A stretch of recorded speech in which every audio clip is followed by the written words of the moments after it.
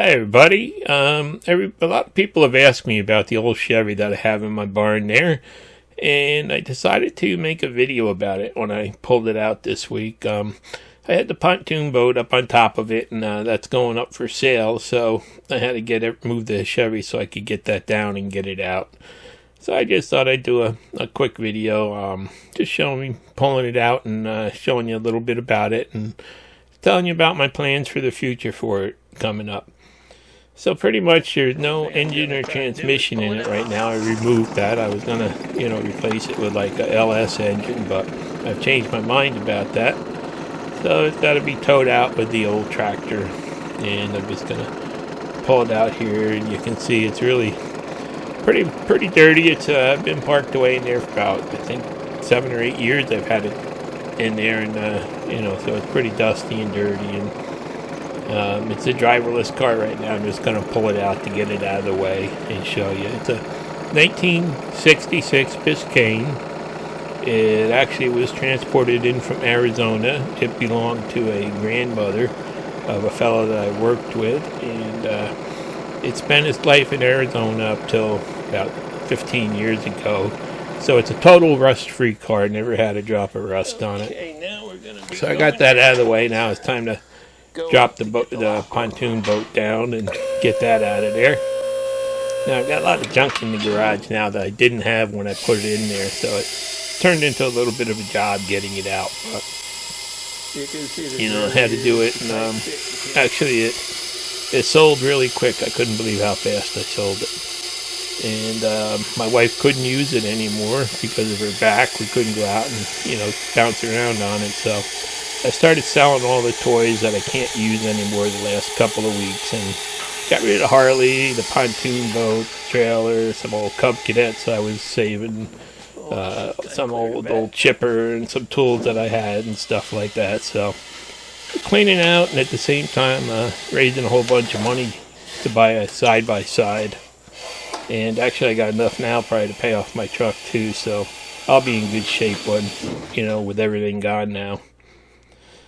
So I couldn't get anything to pull it out. So what I had to do is I got out that Macadam winch that I use with the rope, and I slowly but surely pulled it back. And trouble is, when I got to the edge of the lift, I had to move that to the front of it and put a strap to winch it out from the back so it wouldn't roll out too fast and turn sideways. So it took me 2 hours and 15 minutes to get it out. But there it is. You can see, and that's actually a 2002 pontoon boat, but it's in like brand new condition. It's been, only adult owned. It's got a 90 horsepower engine on it, stuff. So it did sell quick. But I tell you what, this little rope winch, this Macadam winch, I use that all the time, and I love it.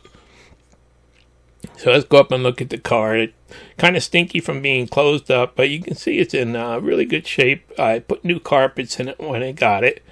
And the seat covers actually were replacements years ago before I even got it.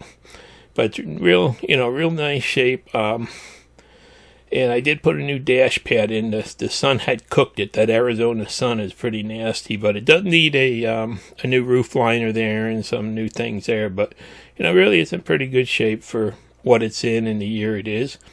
And it does have double ashtrays in it, and it had a power glide in it. You can see it's got 47,000 miles on it, a little bit over that.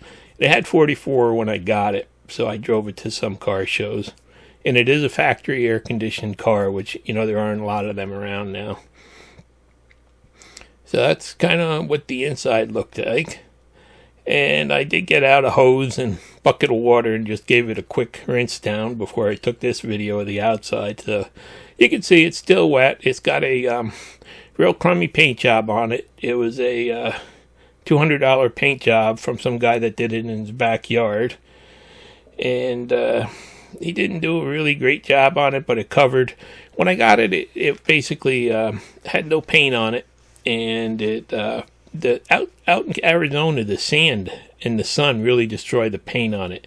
So this is the factory color that's on it, and it will need a good paint job in the future.